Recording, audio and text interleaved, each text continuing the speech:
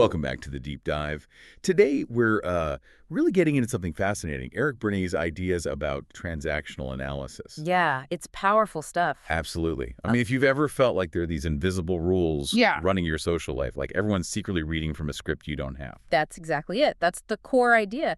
Berne wasn't just looking at conversations on the surface. Right. He was digging into the ulterior motives, the hidden contracts, and these predictable patterns that shape almost, every interaction we have. So our mission today is basically to decode that, right?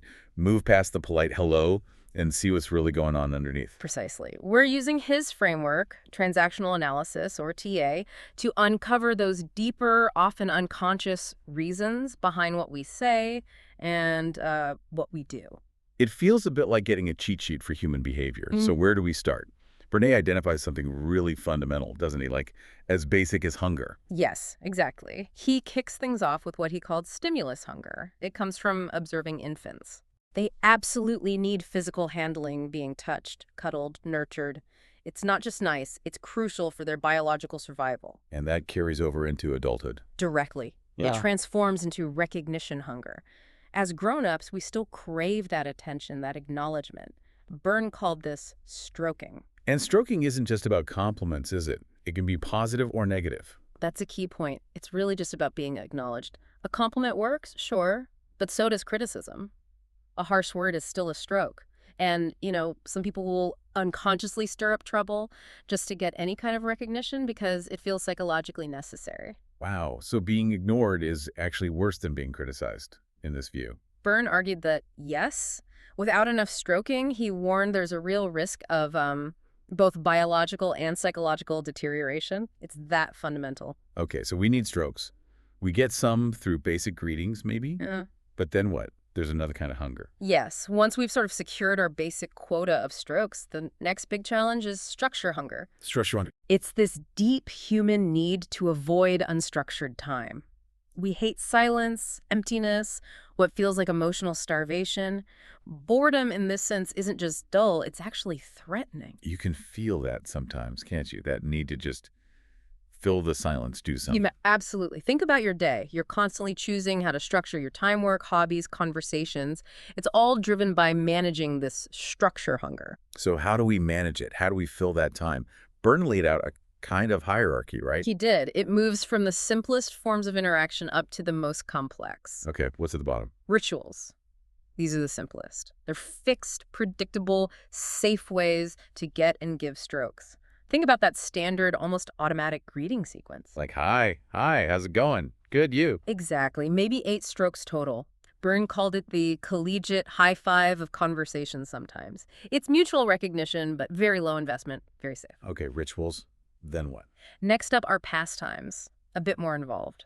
These are semi-ritualistic conversations. Think about chatting about the weather or sports or maybe complaining about work with colleagues.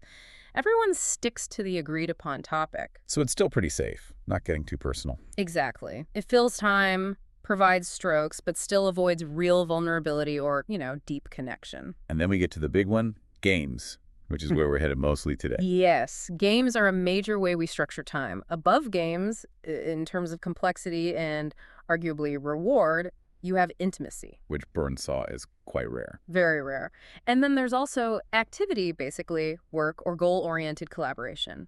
But activity often serves as a background for rituals, pastimes, and games. People play games while they work together. Got it. So understanding this hierarchy shows us just how much time we spend in these maybe less than authentic modes like pastimes and games. It really does. It's the bulk of social life for most people. Okay, before we really dissect what a game is, we need to understand the players involved. Berne says we all operate from 3 distinct ego states. That's fundamental to TA. These aren't abstract concepts. You can actually see them in shifts in someone's behavior, their posture, their voice, even the words they use. And these are the parent, the adult, and the child. Let's break those down. The parent. The parent ego state is essentially a collection of recordings from our past, primarily from our own parents or significant authority figures.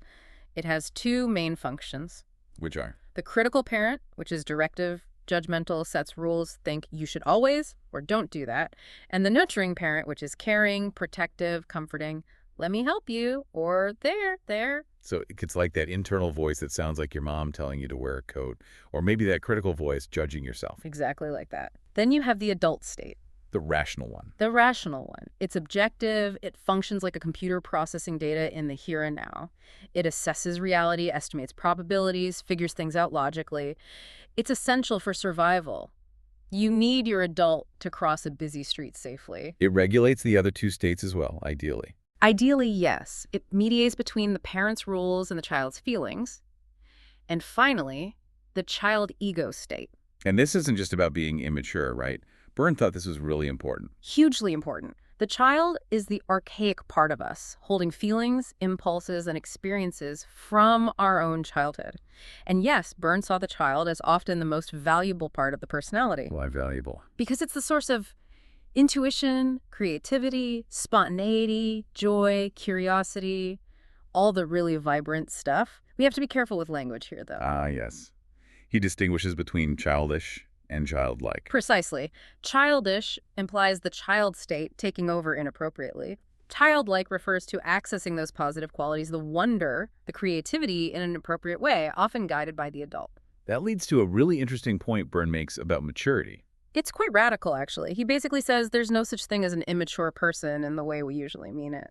Yeah. He argues that everyone, even someone acting out, has a complete, well-structured adult ego state. The issue isn't that they lack maturity, it's that their child state might be taking charge inappropriately, maybe because of old patterns or scripts. So the potential for rational adult functioning is always there. Always. It just needs to be accessed and activated. It's a very hopeful perspective, I think. It is. But if everyone has this functional adult, why does it seem like the parent or child takes over so often? Why is it hard to stay in that adult state? Well, it takes conscious effort. The adult has to actively process current reality. The parent and child states often run on pre-recorded tapes. Automatic reaction. Exactly. They're emotionally charged and easy to slip into. They're often the path of least resistance, emotionally speaking. Staying adult requires awareness and energy. Makes sense. And there are different aspects to the child state too, right? Yes, briefly, there's the adapted child, which learns to modify behavior based on parental messages. Think compliance, withdrawal, procrastination. And then there's the natural child, which is the spontaneous expression, rebellion, creativity, joy expressed freely. And that natural child is key for later concepts like autonomy. Absolutely. Accessing that authentic, perceptive natural child is crucial for genuine living. Okay, so we have the players. Parent, adult, child. Now let's look at how they interact. The basic unit is the transaction. Simple enough. A transaction is a stimulus from one person and a response from another. And the flow of conversation depends on which ego states are involved. Exactly. If the response comes from the ego state the stimulus was aimed at, and is the expected kind of response, the transaction is complementary. Communication can proceed smoothly. Like adult-to-adult problem solving. Where did we put the budget report? It's on the shared drive. Perfect example. Or parent-parent gossip, or child-child play. As long as the vectors are parallel, the conversation continues. But things break down when the vectors cross. The cross-transaction. This is where most communication problems start. The response comes from an unexpected ego state, or is directed to the wrong ego state in the other person. Give us that classic example Berne uses. Okay, imagine someone asks a straightforward, adult question, purely informational. Do you know where my cufflinks are? Expecting an adult answer. On the dresser, or I haven't seen them. Right. But instead, the response comes from the other person's child state, directed up to a perceived parent.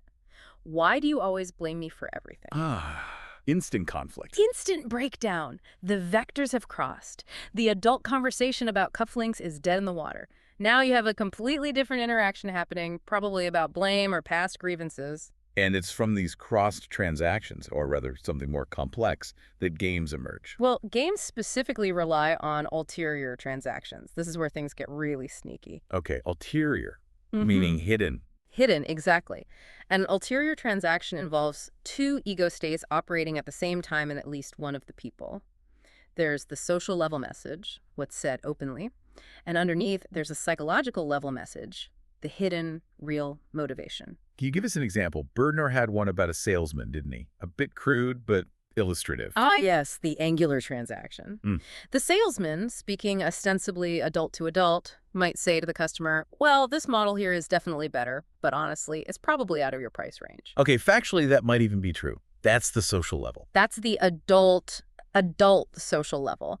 But the psychological message hidden underneath is directed from the salesman's calculating adult or parent to the customer's child. What's the hidden message? It's basically a challenge, a hook. You're not good enough or you can't handle this. And the customer's child rises to the bait. Almost inevitably. The child feels provoked, indignant, and responds, I'll take it. The sale is made not based on the adult assessment of value or affordability, but on the child's need to prove the salesman wrong, to say, I'll show you. Wow, so that hidden psychological level completely drove the outcome. That's the essence of an ulterior transaction, and it's the foundation for games. So let's nail down the formal definition of a game. Okay, according to Berne, a game is an ongoing series of complementary ulterior transactions that progresses towards a well-defined predictable outcome or payoff. Okay, ongoing, ulterior, predictable payoff. What else characterizes a game? They tend to be recurrent, played over and over. They feel superficially plausible or justified on the social level, but underneath, they are fundamentally, dishonest. Dishonest because of the hidden motive. Exactly. And the payoff isn't just excitement. It's usually a specific feeling or confirmation of a belief that fulfills some unconscious need for the players. It's often quite dramatic. How is a game different from just asking for something directly? What Berne called an operation. The key difference is the ulterior motive and the payoff. An operation has a stated, straightforward purpose. For example, asking for reassurance directly. I'm feeling a bit down about my presentation. Could you tell me what you thought? That's direct. Oh. A game, though, involves a hidden angle, a gimmick or vulnerability that gets hooked, leading to that specific emotional payoff, often confirming a negative belief about oneself or others. Right. Let's make this concrete. Let's dive into one of Berne's classic examples. If you're one for you, or IWFUFY. Ah, yes. A very common relationship game. The typical scenario involves, let's call her Mrs. White. She frequently complains to her friends, maybe her spouse, that her husband restricts her activities. Like what kind of activity? Oh, maybe taking dance classes, joining a club, going out with friends more. She presents herself as stifled, dominated. Her refrain is, I'd love to do XYZ if it weren't for him. So on the social level, she looks like a victim, right? Seeking sympathy, maybe advice from her friends, acting as supportive parents. Exactly. That's the surface interaction. But the hidden psychological contract, the ulterior level, is fascinating. What's really going on?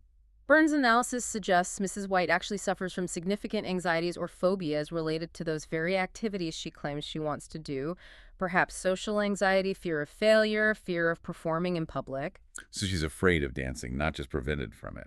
Deep down, yes. And crucially, she unconsciously chose a partner who she sensed would be somewhat controlling or prohibitive. Why? To have someone to blame.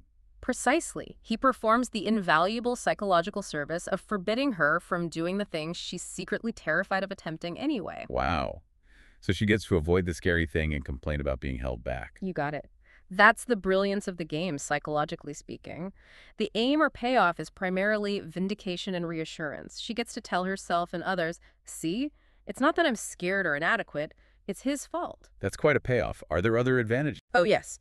There is the existential advantage. It confirms her underlying life position or belief. Maybe something like, all men are tyrants, or I am helpless. Okay. Then there's the external psychological advantage. The direct benefit of avoiding the phobic situation, the dance floor, the public speaking event, whatever it is, and the external social advantage. That's the complaining itself. Yes. The game provides the very script for her social interactions, particularly the pastime she plays with her friends, which could be called if it weren't for him. It structures her time and relationships. Her whole social structure might revolve around this game. It often does. It's a complex, self-reinforcing pattern, even if it's ultimately quite destructive to genuine connection or growth. So if this is so ingrained, how do you even stop a game like IWFY? What's the counter move, the antithesis? The game relies entirely on the husband playing his assigned role, the prohibitive parent. So the antithesis is for him to stop playing that role. It's permissiveness. So he just says, go ahead. Exactly. If he says, you know what, honey, you should definitely take those dance classes. I fully support you. Here's the money for registration. Oh boy, that would pull the rug out from under her. Completely. The game collapses instantly. Because now, if she doesn't go dancing, she can no longer blame him. She has to face her own fear. She has to confront the underlying anxiety, the phobia, the very thing the game was constructed to help her avoid. It can be a terrifying moment of truth. That analysis is, well, it's incredibly insightful, but also a bit chilling how these dynamics work. Yeah. Can we touch on a couple of other games just to see the range? Sure. Berne cataloged dozens. Consider the game Alcoholic. We often focus on the drinking itself as the problem. Right, substance abuse. But Berne argues the drinking is often just the means to an end. It's the procedure required to get to the real psychological payoff. Which isn't the intoxication. No. Often the key payoff is the intense self-castigation, the guilt, the hangover, the recriminations, the whole drama of the morning after. It's often a multi-handed game. Berne described it as potentially five-handed. The alcoholic, the central player, but also a persecutor, often a spouse, a rescuer, a friend, maybe a doctor, a patsy, someone who enables or gets taken advantage of, like an employer, and the connection, the supplier, like a bartender. The drinking sets up a scenario where the player's child gets punished or feels victimized, fulfilling an old script. So it's less about escape and more about arranging this self-punishment cycle. That's, yeah, quite dark. It can be. Another really common one, especially in groups or meetings, is why don't you yes but, or why do you why be? Oh, I think everyone recognizes this one. Almost certainly. One person, let's call them white, presents a problem. Ostensibly, they're in their adult state, seeking solutions. And the group jumps in with helpful, maybe parent state advice. Why don't you try? Right. Why don't you update your resume? Why don't you talk to your boss?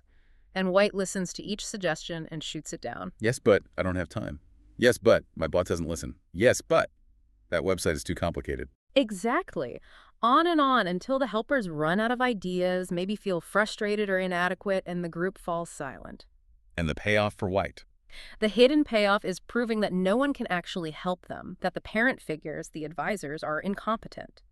The game wasn't really about solving the problem. It was about the child proving the parent wrong, or maybe confirming a position like nobody understands, or my problems are unsolvable. Fascinating.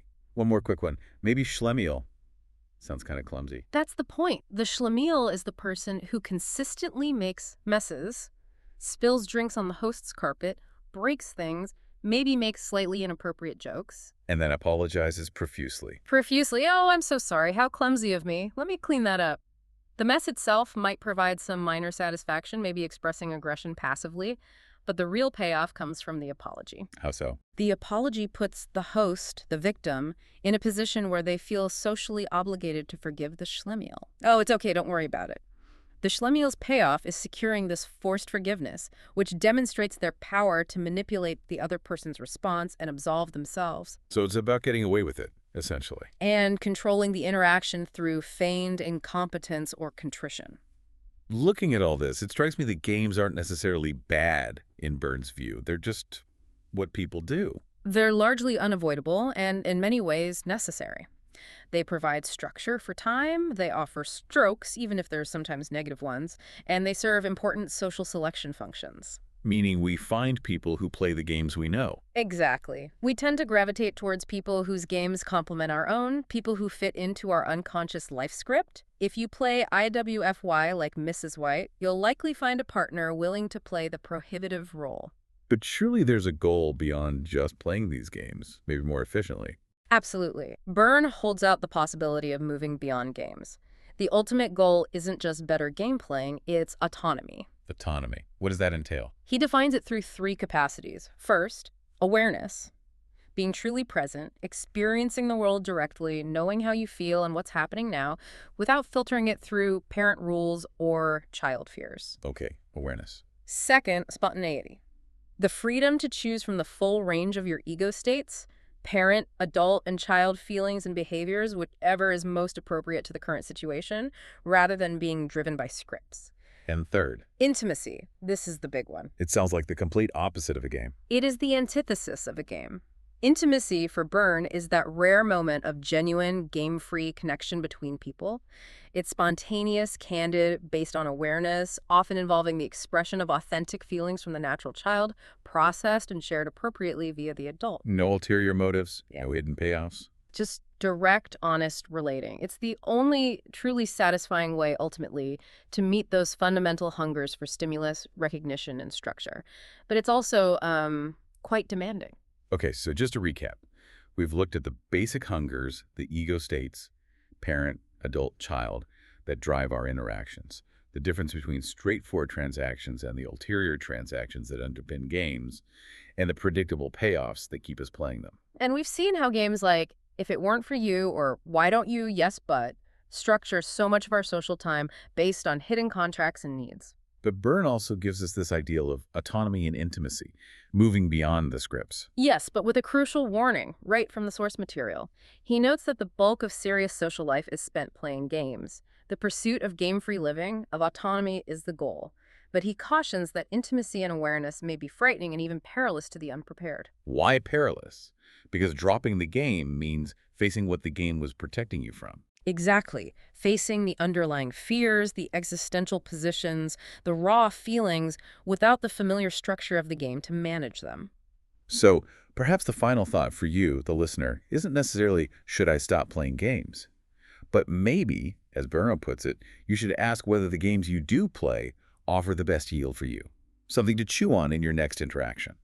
It's a fascinating lens through which to view the world, isn't it? Always enjoy digging into this. Definitely. Thank you, as always, for sharing the sources for this deep dive.